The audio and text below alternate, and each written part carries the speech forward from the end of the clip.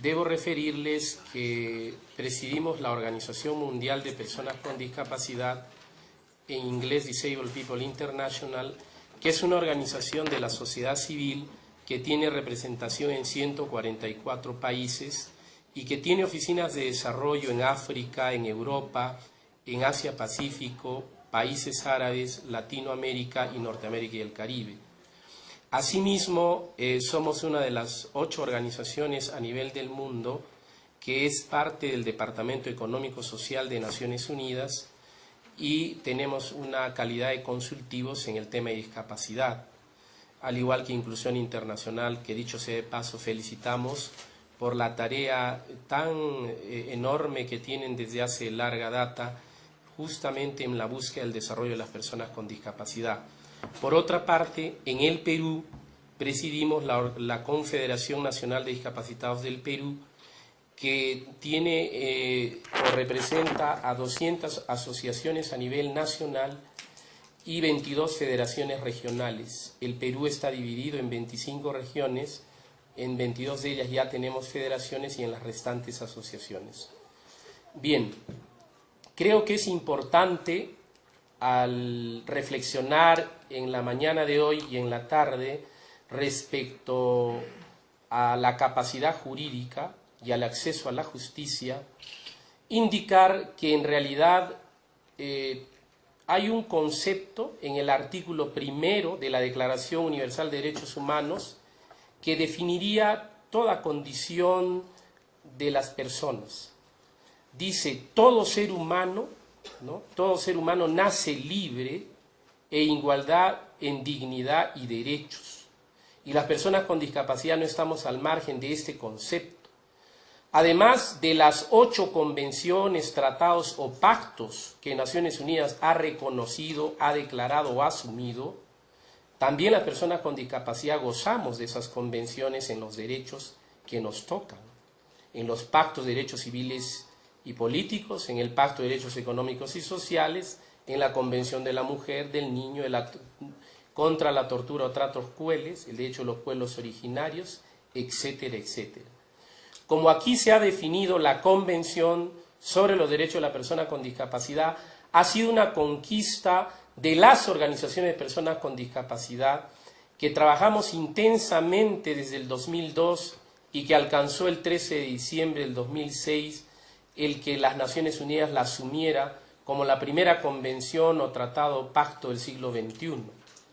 Sin embargo, toca a los países legislar en varios de los ámbitos de las actividades humanas que corresponden naturalmente a la persona con discapacidad.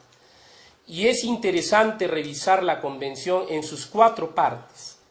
Los primeros 3 artículos están estableciendo con claridad los conceptos, los principios, las definiciones y el objeto y propósito de la Convención, que todos aquí conocemos.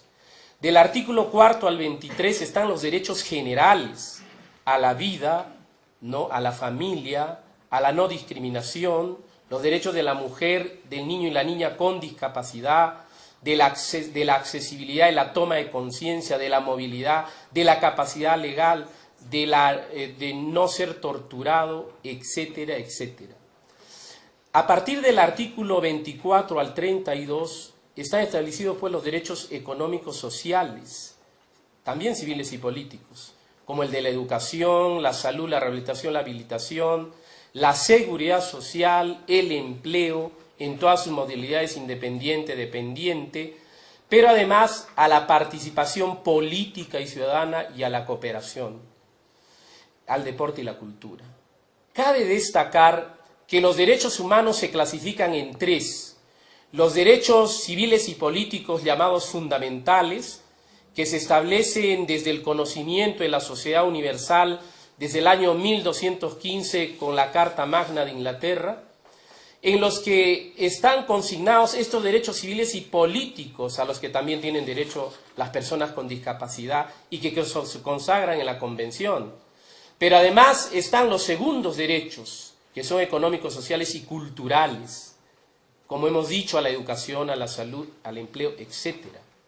Pero además los derechos humanos tienen un tercer nivel, que es el de la solidaridad, el derecho del medio ambiente, el de los pueblos y a la cooperación, a la autonomía y a la autodeterminación. En todo este marco conceptual está directamente ligada la vida de las personas con discapacidad. Cuando hablamos del artículo 12º y 13º de la Convención en materia de capacidad jurídica, de personalidad jurídica, tenemos que definir el asunto de la capacidad jurídica. Muchos países reconocen como capacidad jurídica a dos aspectos concretos: a la capacidad de goce y a la capacidad de ejercicio.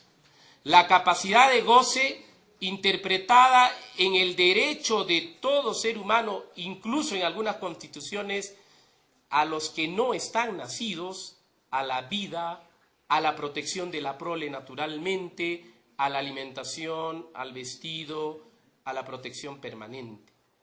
Y la capacidad de ejercicio, a esa capacidad, ¿no?, de contratar, de manejar sus finanzas, de créditos, de casarse, de tener capacidad de decisión en la actividad política pública. Entonces habría que definir con claridad estos dos conceptos. Por otra parte, la personalidad jurídica podría asumirse desde el momento que el niño adquiere esa personalidad cuando es inscrito en la institución pública. Hay quienes dicen que la personalidad jurídica en realidad es cuando adquieres la mayoría de edad y adquieres toda esa capacidad de ejercicio a la que he hecho mención.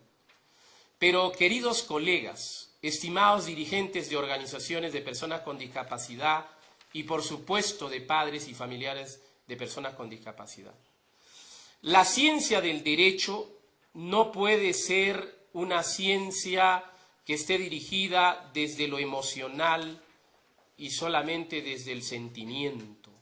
La ciencia tiene que ver, ¿no?, con ojos avisores, tiene que interpretar, tiene que predecir y tiene que observar. Esos son los elementos de la ciencia. Y naturalmente, desde la discapacidad, creemos que debe construirse una moderna orientación del derecho y de su ejercicio para la libre decisión, para que la voluntad de la persona con discapacidad se plasme en sus actividades diarias o personales, para esa actividad de sus finanzas, para tener la capacidad de heredar, de no ser desposeído de sus herencias, de tener posibilidades del crédito y la hipoteca.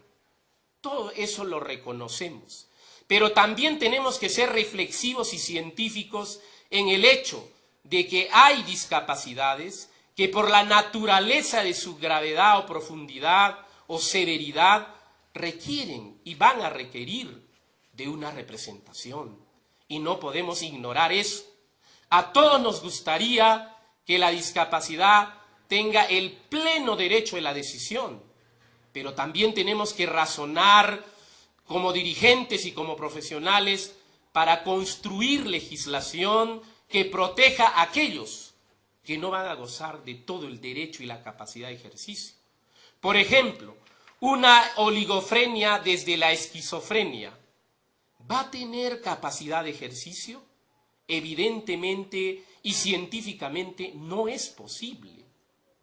Como no será posible de varias de las cuestiones de la discapacidad psicosocial o mental. Muchas sí pueden tener la capacidad de ejercicio, pero tenemos que ser realistas, ¿no? Y también analizar en qué perspectiva se encuentran aquellas personas con discapacidad que efectivamente pueden gozar de parte de la capacidad de ejercicio.